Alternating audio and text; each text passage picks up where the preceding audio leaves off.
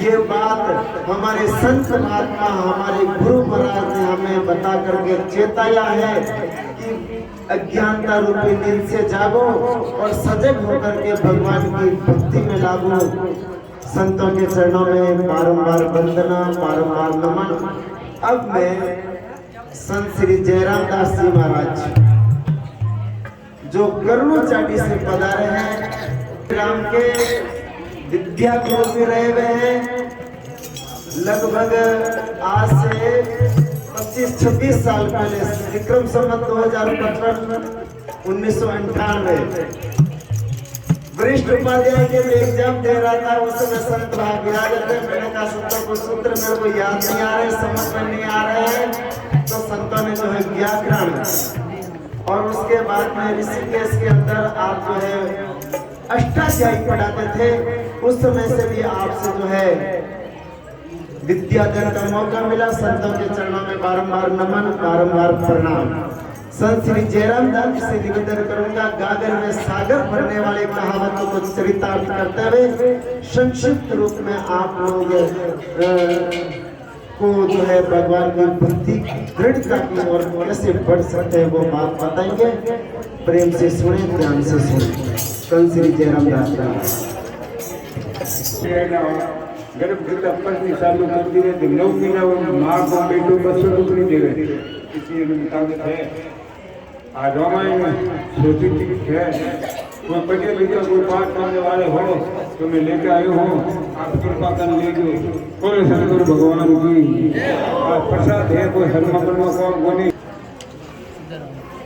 बोलो श्याम रामचंद्र भगवान की जय हो और वंशी वाले की, उमापति महादेव की, पवन पुत्र श्री हनुमान जी महाराज की, श्री वाणी जी महाराज की।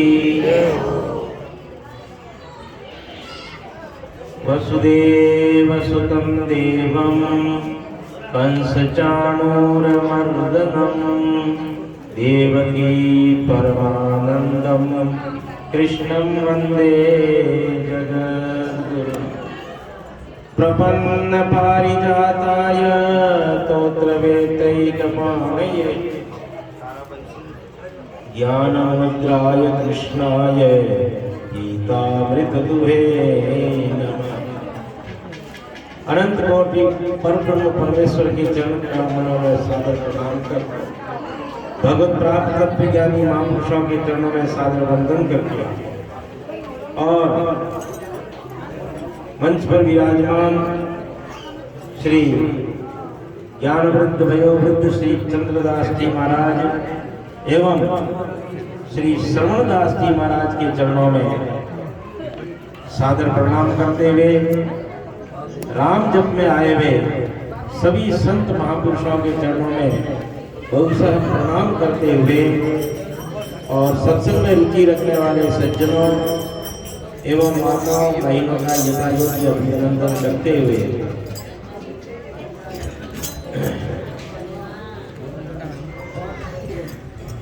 श्रीमद् भागवत की बातें कुछ बताना चाहता हूँ। विचार आया मन में संतों की आज्ञा से। श्रीमद् भागवत में लिखा है, वैसे तो भागवत पूरा का पूरा भगवत स्वरूप है। सभी कृपा करके ध्यान देंगे सुनने के लिए। तो कह रहे भागवत भगवान का एक रूप है। भगवान यहाँ पर भूमंडल पर 125 वर्ष तक रहे और 125 वर्ष तक रह करके उन्होंने महाभारत युद्ध भी अर्जुन के द्वारा करवाया और अपने कुल का भी अंत में संहार करके, क्योंकि वो भी पृथ्वी के लिए बड़ा भारी हो रहा था, तो उसका विनाश करके आपस में ही लड़ा करके और भगवान 125 वर्ष में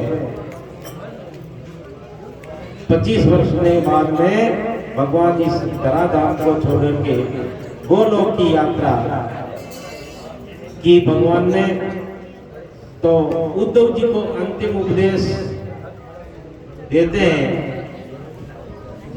एक उपदेश ये आता है आख्यान कि ब्रह्मा जी के 4 पुत्र हैं। 4 पुत्र है, सनक, सनंदन, सनातन और सनत कुमार, जो हमेशा 5 वर्ष की अवस्था के ही रहा करें। 5 वर्ष की अवस्था में ही वो 5 वर्ष का अवस्था छोटा सा बालक होता है, तो वो क्या है कि वस्त्रहीन रहते हैं, उनके ऊपर कोई वस्त्र नहीं रहता। तो ऐसे संतानियों को पैदा करके ब्रह्मा जी ने कहा कि जाओ संसार की उत्पत्ति करो, संसार का विस्तार करो। तो उन्होंने कहा हम तो संसार के पकड़े में नहीं पड़ेंगे, हम तो केवल परमात्मा का भजन करेंगे। तो ब्रह्मा जी ने शाप दे दिया कि जाओ तुम 5 वर्ष के ही रहोगे हमेशा ही। तो वो 5 वर्ष के ही रहते हैं। एक बार शंकर बड़े ज्ञानी है, महापुरुष है वो भी, तो उन्होंने अपने पूर्वजों के भी पूर्वज है, वैसे देखा जाए तो अपने बडेरों के भी बडेरे हैं। वो 5-5 वर्ष के 4 बालक। तो उन्होंने एक बार अपने ही पिता ब्रह्मा जी से पूछा कि पिताजी, मन तो संसार में फंस गया और संसार मन में फंस गया, अब दोनों से छुटकारा कैसे हो गया? हमारा जो चित्त है, मन है, एक ही बात है लगभग। चित्त और मन तो विषयों में, संसार के विषय भोगों में फंस गया और विषय भोग जो है वो मन के अंदर बस गए। अब दोनों से छुटकारा कैसे हो ये बताइए। तो ब्रह्मा जी तो कर्मों में लगे हुए थे कि संसार की वृद्धि कैसे हो, संसार की विस्तार कैसे हो, संसार का, इसमें लगे हुए थे। तो उनको उस प्रश्न का उत्तर नहीं आया। अब बेटा पूछे और बाप उत्तर नहीं दे सके तो एक शर्म की बात है, लज्जा की बात है। तो उस समय भगवान परब्रह्म परमात्मा ने सोचा कि ब्रह्मा जी को उत्तर नहीं आया और बालकों ने एक प्रश्न किया और उसका उत्तर नहीं आया, अब क्या करें? तो भगवान उस समय हंस का रूप धारण किया, हंसरो रूप धारण करके और उन सनकादियों के पास और ब्रह्मा जी के पास आए। तो जो वो हंस बन करके, हंस हुए जैसे बगुला धोला सफेद होता है, ऐसे हंस भी सफेद होते हैं, लेकिन दोनों रूप तो, रंग तो बराबर है, लेकिन उनके गुण अलग अलग है। हंस तो मानसरोवर में रहते हैं, वो दूध और पानी को शामिल करके मिला करके रख दो तो दूध पी लेंगे और पानी छोड़ देंगे, ऐसे उनकी विद्या होती है पास में। तो क्या है कि जब हंस बन करके आए तो हंसी क्यों बने भगवान, इसमें इसलिए का बताते हैं संत महात्मा कि हंस इसलिए बने कि सनकादियों को अभिमान में आ जाए, घमंड आ गया कि हमने प्रश्न किया और उत्तर नहीं आया पिताजी को। तो उन्होंने हंस बन करके सामने आए। हंस इसलिए बने कि ब्रह्मा जी का वाहन जो है, चढ़ने की जो सवारी है वो हंस है। तो हंस इसलिए बने कि उन्होंने कहा कि देखो सनकादियों, आपने जो प्रश्न किया है उस प्रश्न को ब्रह्मा जी से क्या पूछते हो? ब्रह्मा जी का वाहन जो हंस है वही दे देगा उत्तर इनका। तो आते ही सनकादियों ने पूछा उनसे कि ये बताओ आप है कौन? तो हंसों ने कहा कि हंस बोले कि आप कौन है, ये बात प्रश्न ही आपका गलत है। आप कौन है, ये प्रश्न ही आपका गलत है, निरर्थक है। क्यों?